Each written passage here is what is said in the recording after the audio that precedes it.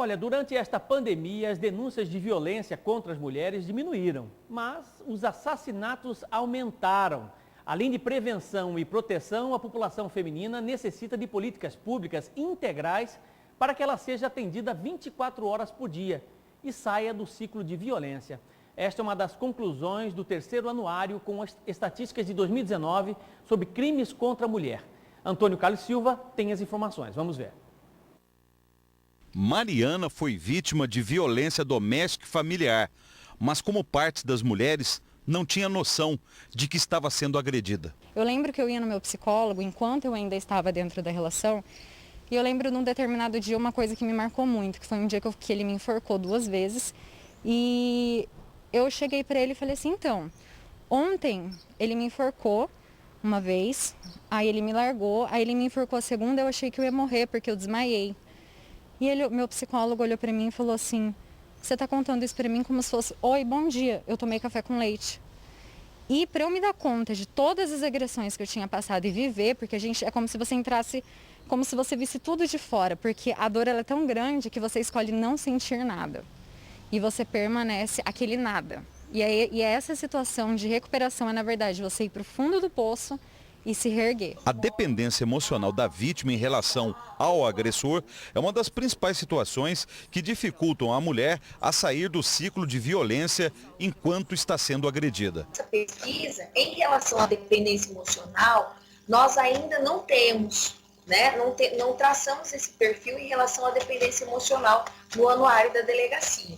Fizemos sim, né, um perfil acerca da saúde mental da vítima, que também nos chama atenção, porque conforme a doutora Eliane, psicóloga da delegacia, fez um estudo, a saúde mental dessas vítimas em 90% está abalada, né? Ou seja, 90% dessas vítimas, a quase totalidade, 99%, elas já desenvolvem uma depressão ou, no mínimo, uma ansiedade nesse ciclo de violência.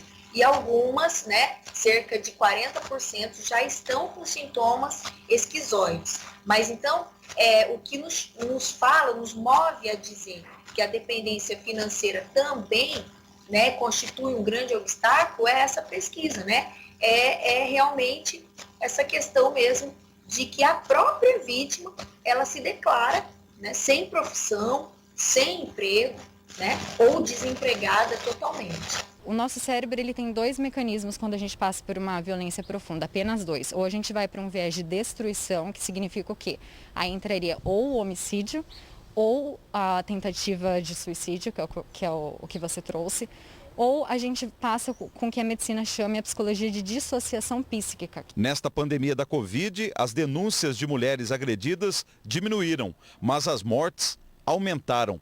32 matogrossenses foram assassinadas de janeiro a junho pelo crime de feminicídio, 68% maior que as 19 vítimas do primeiro semestre de 2019. Com a pandemia, nós sentimos, sim, essa queda no número de registros, né? E, por outro lado, uma grande tristeza para nós, né, que enfrentamos a violência, foi perceber, e aí todos nós vimos isso, os feminicídios aumentando, principalmente aqui no nosso estado de Mato Grosso. Infelizmente ficamos conhecidos, né, a nível nacional por termos aí os feminicídios aumentados. Já no ano passado, a Delegacia da Mulher de Cuiabá atendeu 3.022 ocorrências. 40% das vítimas não tinham renda própria. A maioria se encontram desempregados, ela também não tem uma profissão definida, ou sequer tem um subemprego, né? Um bico,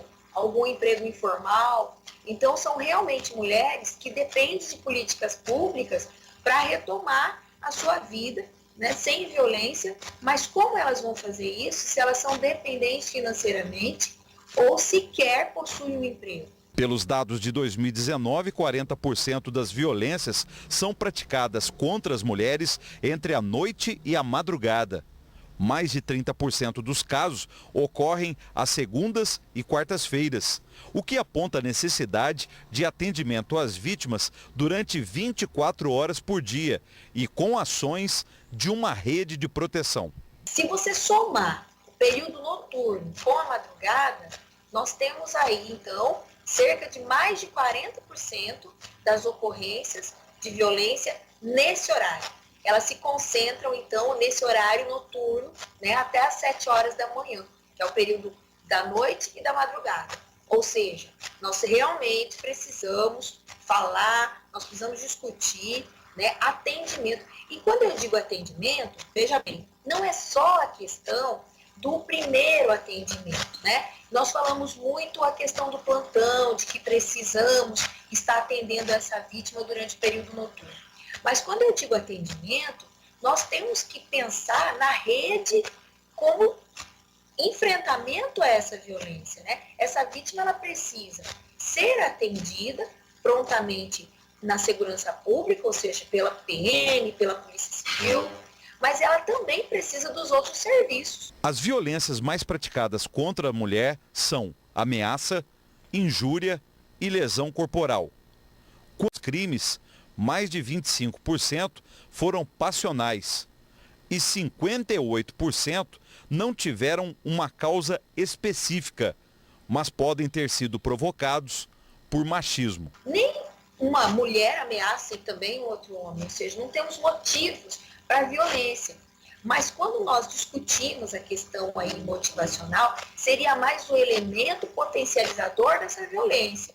Então nós temos aí a maioria das mulheres, então, esclarecendo que ela não vê esse elemento potencializador. Ou seja, voltamos, né, a discutir essa questão do machismo estrutural, né? Ele simplesmente agride porque ele acredita que ele pode agredir essa mulher, que ele acredita que é posse, propriedade dele.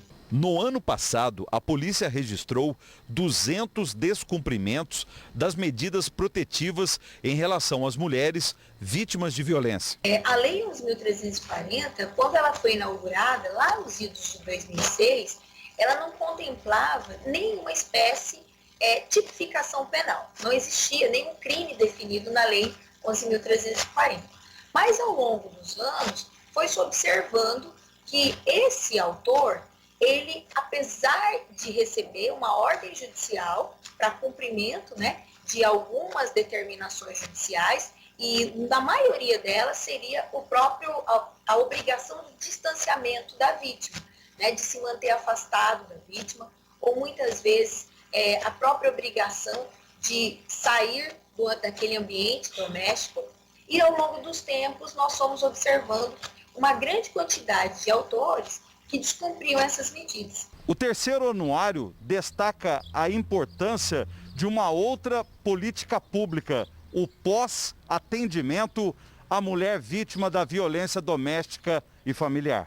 Por que nós falamos do pós-atendimento? Porque a Delegacia da Mulher, ela é uma porta de entrada para esse sistema de justiça que as mulheres, elas tanto anseiam quando elas decidem quebrar esse ciclo de violência.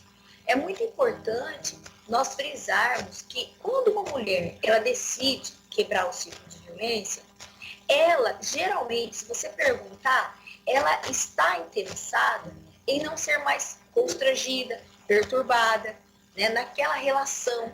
Então, o que ela busca dentro da delegacia não é apenas a punição do autor, desse agressor.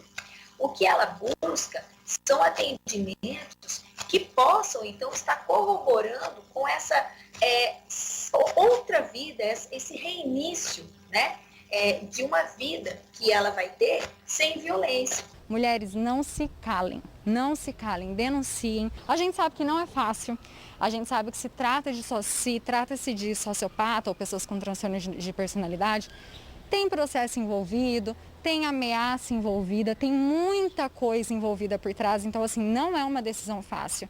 Mas quanto mais a gente fala, quanto mais a gente se une, mais segura você vai estar, isso é fato, e a gente precisa que eles tenham pelo menos medo do que eles estão fazendo.